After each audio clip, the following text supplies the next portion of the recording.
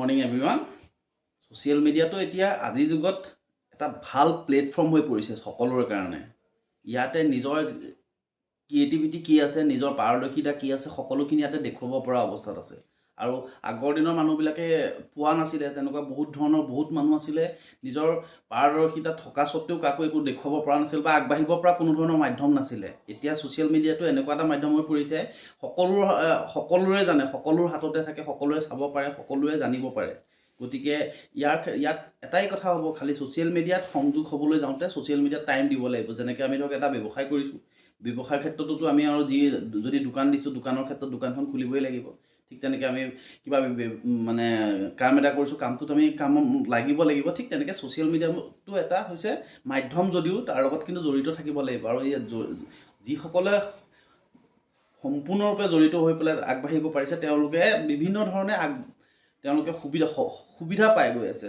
ইয়াৰ ক্ষেত্ৰত হৈছে কি, মেইনলি আমাৰ লাইফত আমাক চলিবলৈ একদম সঁচা কথা, চবতকৈ আমাক টকা পইচাৰ প্ৰয়োজন আছে। গতিকে টকা পইচাৰ ক্ষেত্ৰতো যথেষ্টখিনি সুবিধা দিছে ইয়াৰ আপুনি বা আমি কেনেকৈ আগবাঢ়িব পাৰোঁ, বা আমি আমাৰ নিজৰ এক্টিভিটি দেখুৱাই পাৰোঁ, তাৰ পৰা আমি এটা মিনিমাম ইনকাম কৰিব পাৰোঁ। কিন্তু এই ইনকামৰ কাৰণে এটা বস্তু চাব লাগিব, আমি লাগি থাকিব লাগিব। ছ'চিয়েল মিডিয়াত আমি যিমান টাইম দিব পাৰোঁ বা আমাৰ পাৰদৰ্শিতা থকা বা আমি কৰিব পৰা যিখিনি কামৰখিনি আমি যদি আনৰ ওচৰত দেখুৱাব পাৰোঁ, তেতিয়া তাৰ পৰাও আমাৰ মিনিমাম এটা ইনকাম হয়। গতিকে এটা কথা মনত ৰাখিবলৈ, এনেকুৱা ধৰণৰ মাধ্যমবিলাকত আমি যেতিয়া কাম কৰিবলৈ যাওঁ, তেতিয়া কিন্তু বহুতো মানে কমেণ্ট কিছুমান পোৱা যায়। মোৰ ক্ষেত্ৰত আজিলৈকে হোৱা নাই তেনেকৈ, ক'বলগীয়া কথাও নাহেও বাৰু, কিন্তু মই ভিডিঅ'বিলাক চাওঁতে পাওঁ বহুতে মানে বেলেগ কমেণ্ট কিছুমান কৰে, যিবিলাক মানে ক'ব নলগীয়া বা এজন মানুহক আগবাঢ়ি যোৱাৰ ক্ষেত্ৰত সহায় কৰিব নোৱাৰে। মানে তেনেকুৱা ধৰণৰ কমেণ্টবিলাকে মানুহক হতাশা কৰে। গতিকে এটা বস্তু মনত ৰাখিবলৈ, 5 আঙুলি সমান নহয়।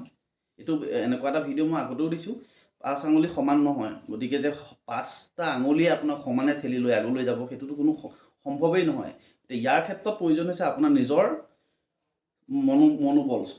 আপোনাৰ মনোবলটো যদি আপুনি সবল ৰাখিব পাৰে, তেতিয়াহ'লে আপুনি যিকোনো কামতে আপুনি আগবাঢ়িব পাৰিব। চাওক দেই, আপুনি যদি কৰ্ম নকৰে, তেতিয়াহ'লে তাৰ পৰা কোনো ধৰণৰ ফল আপুনি নাপায়। পঢ়া শুনাৰ ক্ষেত্ৰতো সেই একেই, আপুনি যদি ভালকৈ নপঢ়ে, তেতিয়াহ'লে সেই ভাল এটা পজিশ্যন পোৱা নাযায়।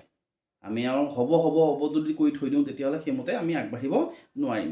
গতিকে এটা কথা হৈছে কি জানে, আমি কিমান জোৰেৰে আগবাঢ়িব পাৰিছোঁ, সিমান ধৰণেহে আমি আগলৈ যাব পাৰিম। আমাৰ পিছত কি আছে, আমি যদি সেইটোৰ ওপৰত বেছি অনুভৱ কৰোঁ, তেতিয়াহ'লে আমি কেতিয়াও কোনোদিন আগবাঢ়িব নোৱাৰিম।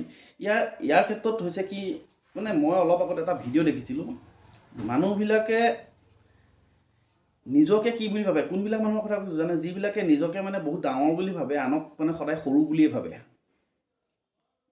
তেনেকুৱা মানুহৰ কমেণ্টবিলাক স্কিপ কৰি দিব লাগে। কাৰণ কিয় জানে, তেওঁলোকে কাৰোকো আগবাঢ়িব সুবিধা নিদিয়েই, আৰু তেওঁলোকে নিজকে নপতাপন পাতি ৰাখে। গতিকে ইয়াৰ ক্ষেত্ৰত কি হয়, আপোনালোকে তেনে কিছুমান মানুহৰ মানে কথাত গুৰুত্ব নিদিব। যদি আপুনি আগবাঢ়িবলৈ মন আছে, আপুনি জীৱনত কিবা এটা কৰাৰ সুযোগ লাভ কৰিব বিচাৰে, তেতিয়াহ'লে আপুনি নিজৰ কামত মন স্থিৰ কৰক। নিজে কি কৰিব বিচাৰিছে, কেনেকৈ কৰিব বিচাৰিছে, মানে আপোনাৰ কামটো কেনেকৈ কৰিলে আপুনি সফল হ'ব পাৰিব, তাতহে গুৰুত্ব দিয়ক। কাৰণ কি জানে, অসমীয়াত এষাৰ কথা আছে, কুকুৰে য'তেই নাকামক আঁঠুৰ তলতে কামুৰিব লাগিব, আঁঠুৰ ওপৰলৈ আহিব নোৱাৰে। গতিকে ইয়াৰ ক্ষেত্ৰত আপোনালোকে সেই মানুহখিনিৰ কথা অনুভৱ নকৰিব, যিখিনি আপোনালোকক মানে আগবঢ়াৰ ক্ষেত্ৰতো নিদিয়েই, মানে কেনেকৈ আপোনালোকক মানে আঁতৰাব পাৰি বা পিছুৱাব পাৰি, সেইখিনিত গুৰুত্ব দিয়ে। গতিকে ছ'চিয়েল মিডিয়াত ভাল বেয়া সকলোখিনি থাকে, সকলোবিলাকে আমি পাইছোঁ। ইয়াৰ ক্ষেত্ৰত কি হৈছে, নিজৰ পাৰদৰ্শিতাটোহে একমাত্ৰ লক্ষ্য হ'ব লাগিব। তেতিয়াহে আপুনি যিকোনো কামত এটা সফল হ'ব পাৰিব। Thank U.